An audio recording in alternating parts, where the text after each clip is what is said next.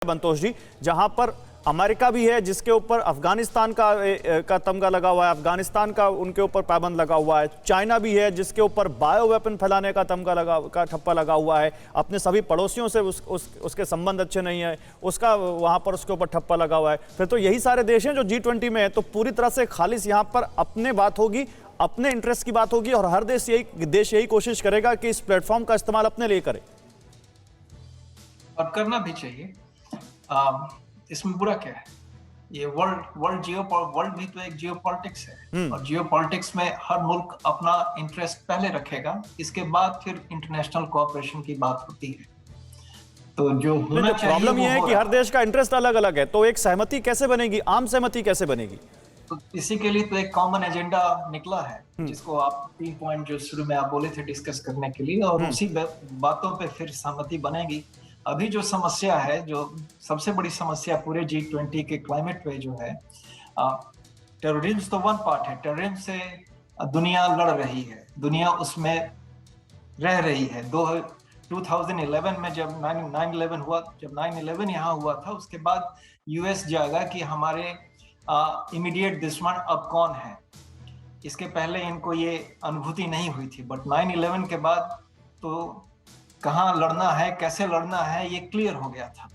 लेकिन उस मुल्कों में जाके वो डेमोक्रेसी, वेस्टर्न डेमोक्रेसी नहीं सिखा सकते, ये आभास इनको लास्ट 3-4 इयर्स में हुआ। And that's why regardless it was Trump और Biden, they decided to move out कि our task is done, let's move out.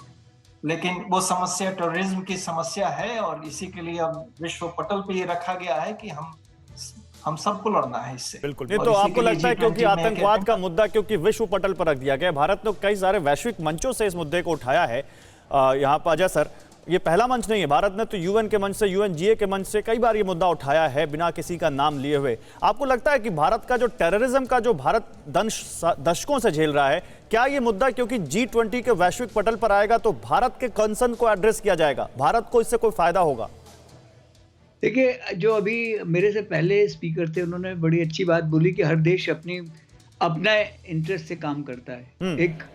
लेकिन आप एक ऑब्जेक्टिव एनालिसिस करें तो एक हिंदुस्तान एक अकेला देश है, वो कोशिश ये करता है कि कम से कम उसके भलाई के साथ साथ उसके रीजन की भलाई और उसके बियॉन्ड हो।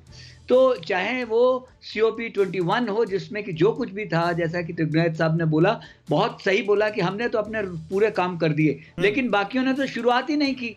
तो पहले क्लाइमेट उन्होंने खराब की और उसके बाद अब हमसे कह रहे हैं कि उसको आप सपोर्ट करो। बिल्कुल। उसी तरह पहले वायरस आपने बनाया और उसके बाद अब हमसे कह रहे हो कि हमने जो वैक्सीन बनाई, कहते नहीं जी तुम्हारी वैक्सीन नहीं, हमारी वैक्सीन खरीदो। बिल्कुल। तो जो इसी तरह टेररिज्म, इसीलिए मैंने एक सवाल रखा था कि एक ऐसा डिवाइड दिख रहा है जहां कुछ देश बहुत इररिस्पॉन्सिबल है और बाकी कुछ देशों से सारी रिस्पॉन्सिबिलिटी लेने की अपेक्षा की जा रही है। फॉर्चुनेटली हम वो देश हैं, भारत वो देश है जो जिम्मेदारी लेता है और लेने को तैयार है, और हम दुनिया में अपनी जो हिस्सेदारी है उसको भी देने को तैयार है।